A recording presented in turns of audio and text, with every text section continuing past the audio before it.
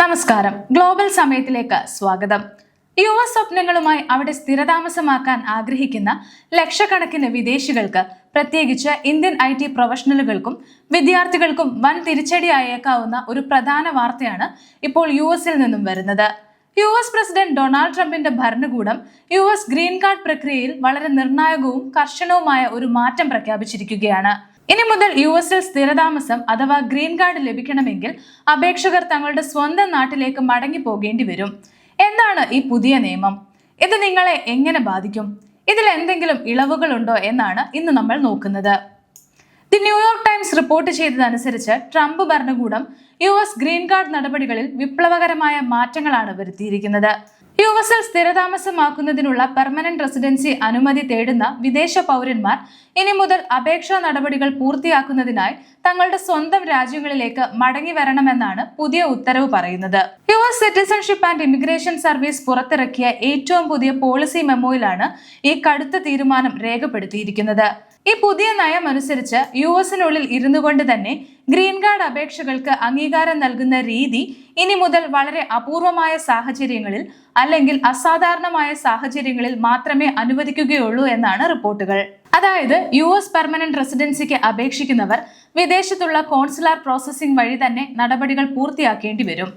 Trump ഭരണകൂടത്തിന്റെ ഈ പെട്ടെന്നുള്ള തീരുമാനം US-ൽ താൽക്കാലിക വിസകളിൽ നിയമപരമായി ജീവിക്കുന്ന ലക്ഷക്കണക്കിന് ആളുകളെ നേരിട്ട് ബാധിക്കുമെന്നാണ് റിപ്പോർട്ടുകൾ സൂചിപ്പിക്കുന്നത്. ഇതിൽ US-ലെ വിവിധ സർവകലാശാലകളിൽ പഠിക്കുന്ന വിദേശ വിദ്യാർത്ഥികൾ, US പൗരന്മാരെ വിവാഹം കഴിച്ച വ്യക്തികൾ, കൂടാതെ H-1B പോലെയുള്ള വിസകളിൽ ജോലി ചെയ്യുന്ന വിദേശ തൊഴിലാളികൾ എന്നിവരെല്ലാം ഉൾപ്പെടുന്നു. ഇമിഗ്രേഷൻ രംഗത്ത് പ്രവർത്തിക്കുന്ന ആളുകളും സാമൂഹിക പ്രവർത്തകരും ഈ തീരുമാനത്തിനെതിരെ ശക്തമായ മുന്നറിയിപ്പുമായി രംഗത്തെത്തിയിട്ടുണ്ട്. ഗ്രീൻ കാർഡ് പ്രക്രിയ സാധാരണയായി വളരെയധികം സമയമെടുക്കുന്ന ഒന്നാണ്. പുതിയ നിയമം നടപ്പിലാക്കുന്നതിലൂടെ അപേക്ഷകർക്ക് മാസങ്ങളോളമോ അതിൽ കൂടുതലോ സ്വന്തം നാട്ടിൽ കാത്തിരിക്കേണ്ടി വരും. ഇത് US-ലുള്ള അവരുടെ കുടുംബങ്ങളെ താൽക്കാലികമായെങ്കിലും വേർപിരിക്കാൻ കാരണമായേക്കുമെന്നും കുടുംബ ബന്ധങ്ങളിൽ വലിയ പ്രതിസന്ധി സൃഷ്ടിക്കുമെന്നും അവർ പറയുന്നു. ഇത്രയും കടുത്ത തീരുമാനത്തിൽ എന്തെങ്കിലും ഇളവുകൾ ഉണ്ടോ എന്ന സംശയം പലർക്കുമുണ്ട്.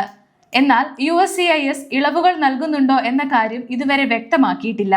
എങ്കിലും അഭയാർത്ഥികളെ ഈ കർശനമായ നിബന്ധനയിൽ നിന്ന് ഒഴിവാക്കുമെന്നാണ് പലരും പ്രതീക്ഷിക്കുന്നത്. US-ന്റെ ദേശീയ താൽപര്യങ്ങൾക്ക് മുൻഗണന നൽകുന്നവർക്കും രാജ്യത്തിന് വലിയ രീതിയിൽ സാമ്പത്തിക നേട്ടങ്ങൾ സമ്മാനിക്കുന്ന വ്യക്തികൾക്കും US-ൽ ഇരുന്ന് തന്നെ അപേക്ഷ സമർപ്പിക്കാൻ അനുവാദം ലഭിച്ചേക്കാം എന്നാണ് USCIS വക്താവ് പറഞ്ഞിരിക്കുന്നത്. എന്നാൽ ഇവിടുത്തെ ഏറ്റവും വലിയ ആശയക്കുഴപ്പം എന്തെന്നാൽ ഇന്ത്യക്കാർ ഉൾപ്പെടുന്ന ഭൂരിഭാഗം വിദേശികളും ആശ്രയിക്കുന്ന H-1B വിസയ്ക്ക് ഈ പറഞ്ഞ ഇളവുകൾ നൽകുമോ ഇല്ലയോ എന്നാണ്. എന്നാൽ ഈ കാര്യത്തിൽ ഇപ്പോഴും വ്യക്തത വന്നിട്ടില്ല. US-ലെ അനധികൃത കുടിയേറ്റക്കാരെ മാത്രം ലക്ഷ്യം വെച്ചിരുന്ന ട്രംപ് ഭരണകൂടം തങ്ങളുടെ കർശനമായ കുടിയേറ്റ നിയന്ത്രണങ്ങൾ ഇനി മുതൽ നിയമപരമായ കുടിയേറ്റ മാർഗങ്ങളിലേക്കും വ്യാപിപ്പിക്കുന്നു എന്നതിന്റെ ഏറ്റവും പുതിയ തെളിവാണ് ഈ പുതിയ നിയമം. ട്രംപ് ഭരണകൂടത്തിന്റെ ഈ പുതിയ ഗ്രീൻ കാർഡ് നയം US സ്വപ്നങ്ങളുമായി ജീവിക്കുന്ന വിദേശികൾക്ക് വലിയ വെല്ലുവിളിയാണ് ഉയർത്തുന്നത് എന്ന് സംശയമില്ലാതെ തന്നെ പറയാം. വരും ദിവസങ്ങളിൽ ഈ നയം എങ്ങനെ പ്രാവർത്തികമാക്കും എന്നതിനെ ആശ്രയിച്ചായിരിക്കും ലക്ഷക്കണക്കിന് വരുന്ന ആളുകളുടെ ഭാവി തീരുമാനിക്കുന്നത്.